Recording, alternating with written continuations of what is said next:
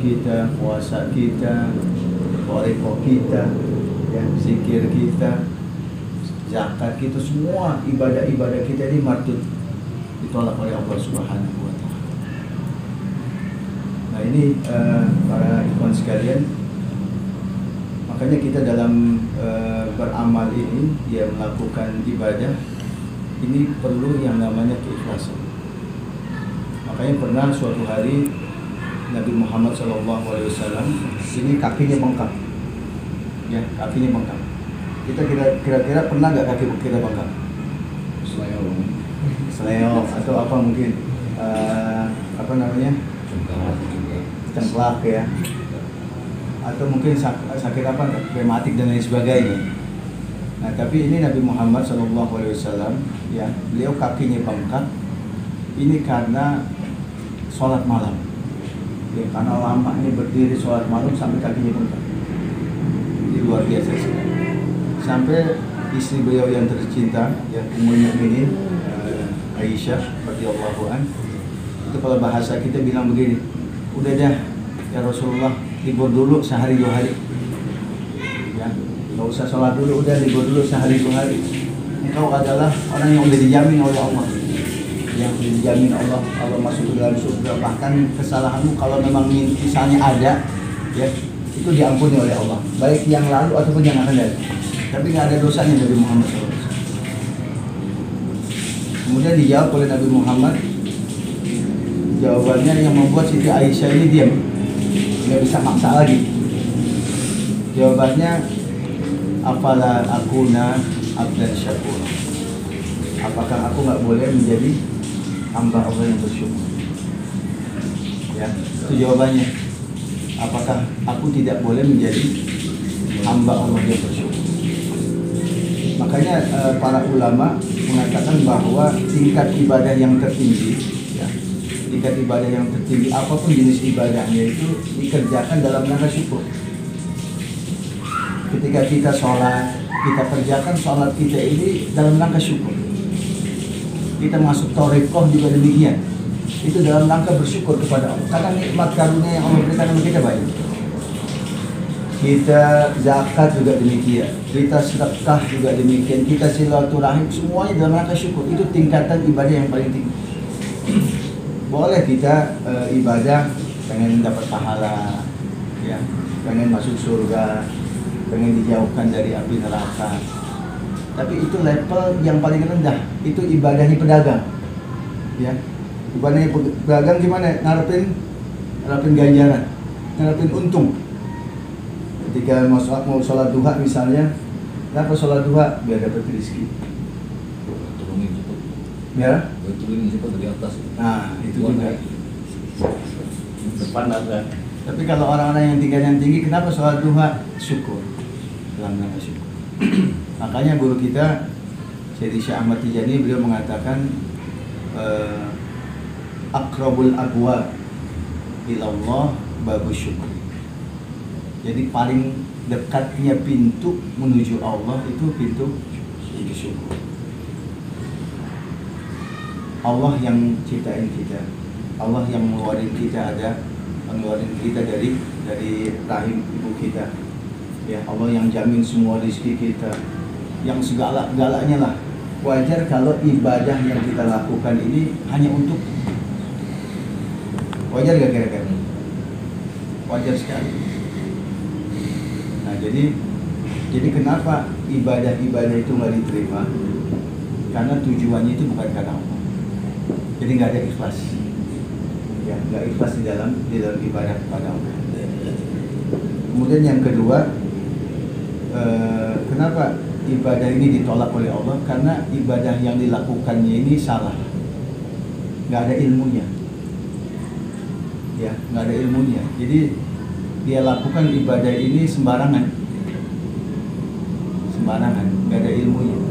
Kira-kira kalau ibadah dilakukan tanpa ilmu diterima nggak? Jangan diterima. Wa kullu man ya'malu bi ghairi ilmin amaluhu mardudatun la tuqbal.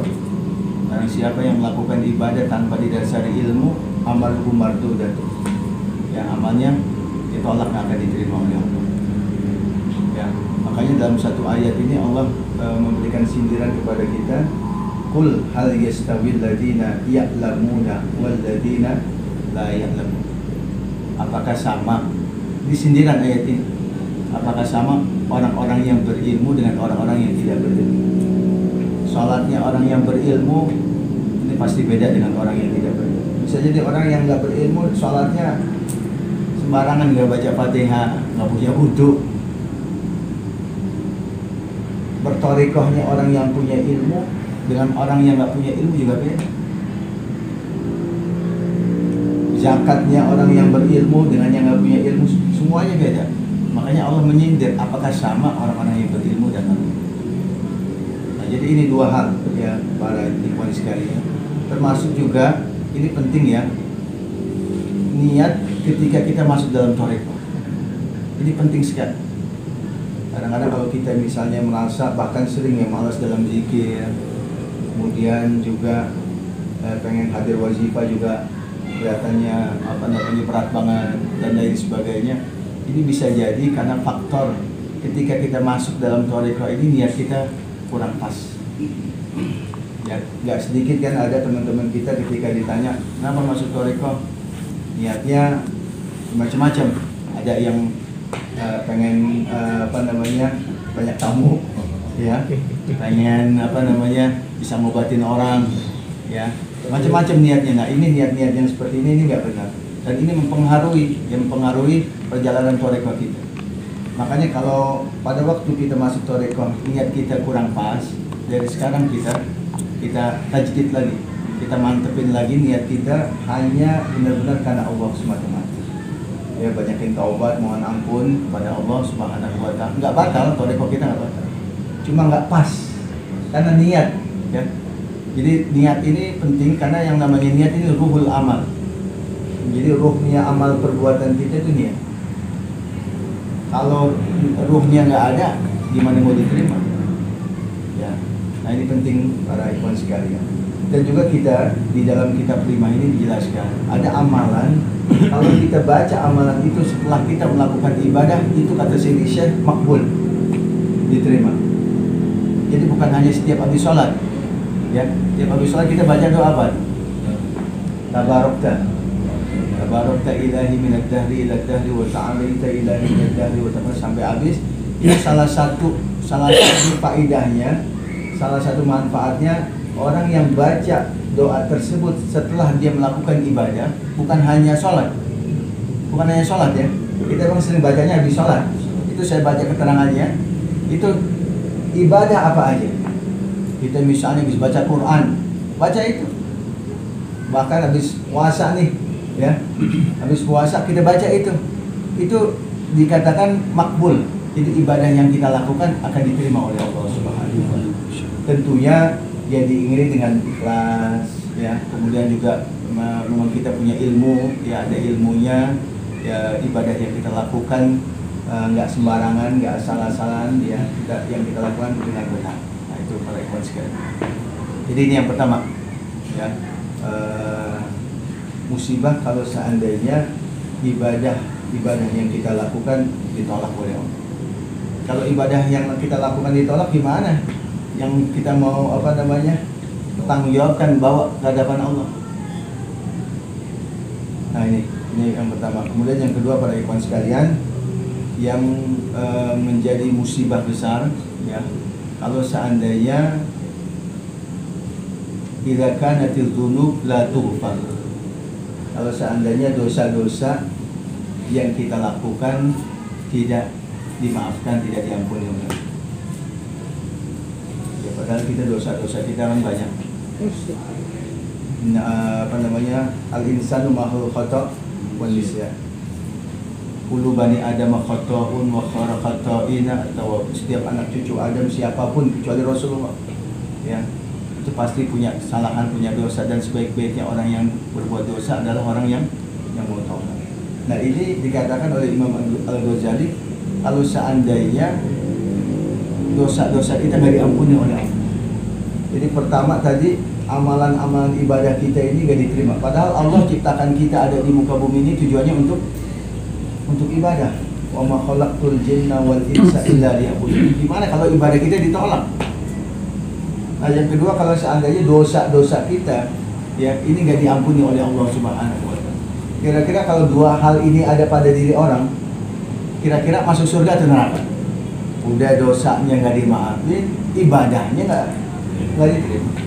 Kalau ada salah satu yang diterima, masih mending nih tos-tosan. Ya, jadi misalnya dosanya nggak diampuni, tapi amalnya diterima. Ini masih tos-tosan ini.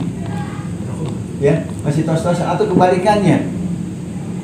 Ya, masih tos-tosan. Tapi kalau ini dua-duanya nih, dua-duanya udah ibadahnya nggak diterima, ya dosanya nggak diampuni. Nah ini tentunya musibah besar kalau seandainya ada pada diri kita. Tapi kita insya Allah Ikhwan Tijani, selama kita istiqomah di dalam tarekat Tijani, yang aturan-aturan di dalam Tijani kita terapkan, ya kita pakai, ya maka insya Allah amal-amal ibadah kita ya itu akan diterima oleh Allah Subhanahu wa Ta'ala dengan madad, ya dengan keberkahan guru kita. Makanya pentingnya orang bertarekat seperti itu, ya. Nah kemudian juga dosa-dosa kita itu akan diampuni oleh Allah Subhanahu wa Ta'ala. Kita bayangin aja, setiap hari kita istighfar, ya waktu lazim aja 2 kali itu, astagfirullahalazim, ya kan, atau astagfirullah itu 200 kali, ya 100. Kemudian pada waktu wazifah, astagfirullahalazim alladzi la ilaha illa huwal hayyul qayyum. Padahal Nabi Muhammad, ya beliau satu hari itu memohon ampun, beristighfar kepada Allah satu hari tidak kurang dari, dalam riwayat, satu riwayat 70 kali, dalam riwayat yang lain 100 kali. Ya ayuhan nasu tubu ila Allah wastaghfiruhu fa inni atubu ilaihi bil yaumi mi'ata marrah. Wahai manusia, wahai umatku, bertaubatlah kamu kepada Allah, karena sungguhnya aku bertaubat kepada Allah, mohon ampun kepadanya satu hari sebanyak 100 kali. Dalam riwayat yang lain dikatakan 70 kali.